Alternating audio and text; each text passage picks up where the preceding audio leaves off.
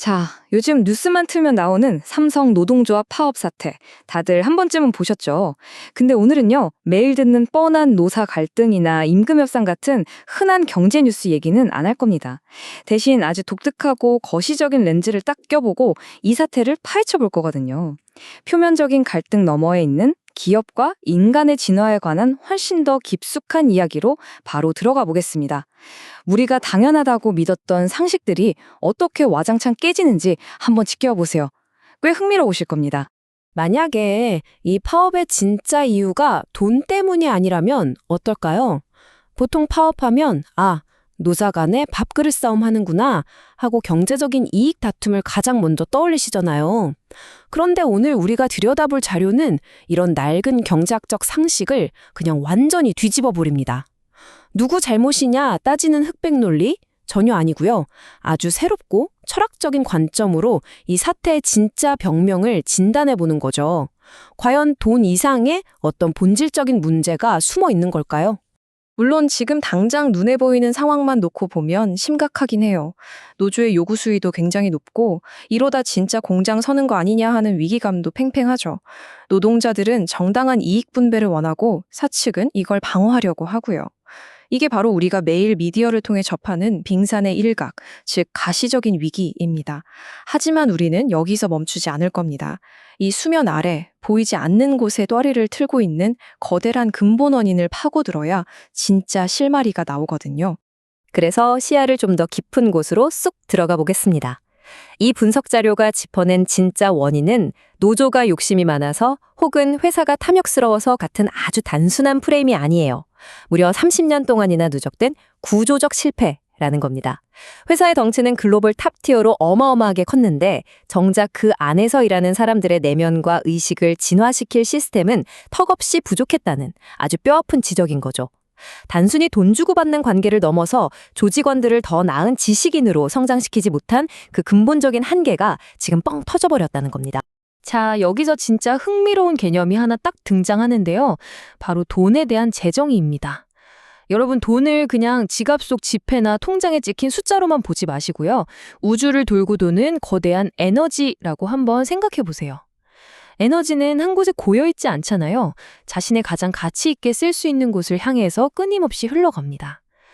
돈을 이 역동적인 에너지 흐름으로 본다는 전제, 이거 꼭 기억해 두세요. 앞으로 나올 퍼즐 조각들이 완벽하게 맞춰질 테니까요. 돈이 곧 에너지라면 대체 어떤 일이 벌어질까요? 직원들의 내적 성장, 다시 말해 이 거대한 에너지를 담을 그릇도 안 키워줬는데 무작정 월급만 팍팍 올려주면 이 자료에서는 그게 사실 굉장히 위험한 일이라고 경고합니다.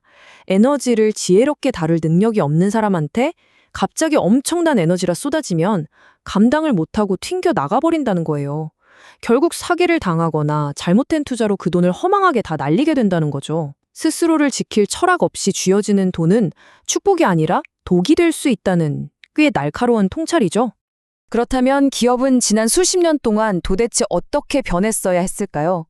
이 자료에 따르면 밀레니엄 시대를 기점으로 기업들이 낡은 패러다임을 확 갖다 버렸어야 한다는 겁니다. 바로 노동자라는 타이틀 자체를 아예 없애버리는 거죠. 그 대신 모든 직원을 연구원으로 바꿨어야 한다는 거예요. 시급받으려고 기계적으로 일하는 정체된 신분에서 벗어나서 스스로 문제 찾고 해결하는 지식인, 즉 주도적인 연구원의 마인드셋으로 진화할 수 있게 회사가 판을 깔아줬어야 했다는 뜻입니다. 근데 여기서 연구원이라고 하면 왠지 흰 가운 입은 박사님들만 생각나시죠?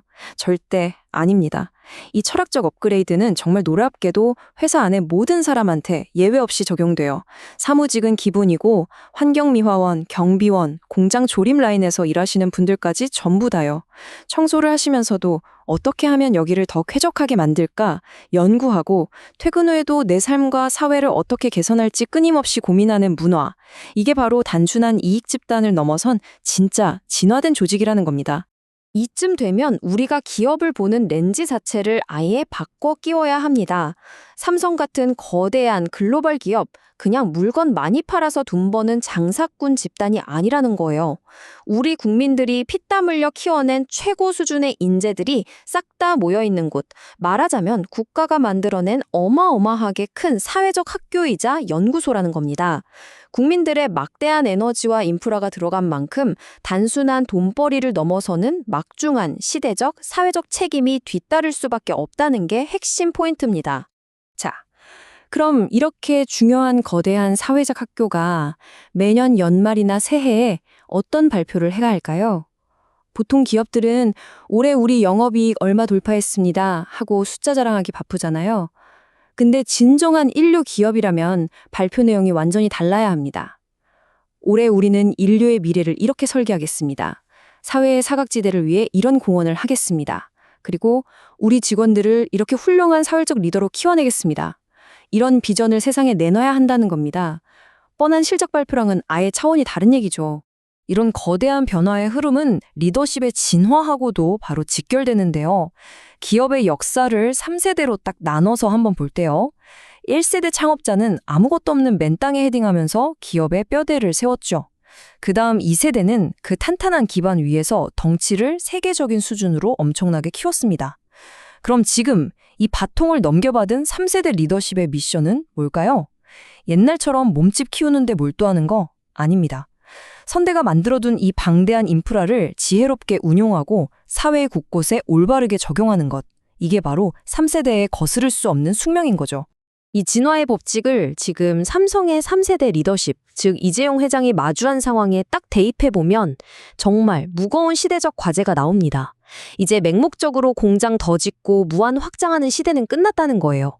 대신 그 거대한 인프라와 수만 명의 엘리트 인재들을 우리 사회와 인류를 이롭게 하는데 도대체 어떻게 쓸 것인가?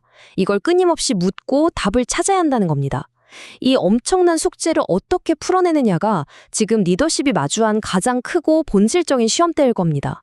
그러니까 결국 3세대로 훌륭하게 진화한 기업과 리더가 도달해야 할 궁극적인 성공의 기준은 통장에 찍힌 잔고가 아니라는 겁니다. 바로 시민들의 진심 어린 존경을 얻는 거죠. 직원들한테 월급 많이 주고 성과급 잔치하는 회사를 훌쩍 넘어서야 해요. 직원들을 훌륭한 지식인으로 쉼없이 성장시키고 그 역량을 인류를 위해 아낌없이 쓸 때 비로소 진짜 존경을 받게 되는 거고요. 돈이나 수익은 그 존경의 결과물로서 아주 자연스럽게 그리고 폭발적으로 따라온다는 겁니다. 이게 진짜 소름 돋는 포인트인데요. 이 통찰이 단순히 한 기업의 성공 스토리를 넘어서 거대한 지정학적 차원으로까지 쫙 커줍니다. 생각해보세요. 자국민들한테 완벽하게 존경받고 진심으로 사랑받는 인류 기업을 가진 나라. 그런 나라는 살벌한 글로벌 무대에 나갔을 때 그 어떤 강대국도 함부로 못 건드리는 무적의 방어력을 갖게 된다는 겁니다. 튼튼한 군사력 못지않게 기업의 철학적 성숙도가 곧 국가의 압도적인 경쟁력이라는 거 정말 엄청난 통찰 아닌가요?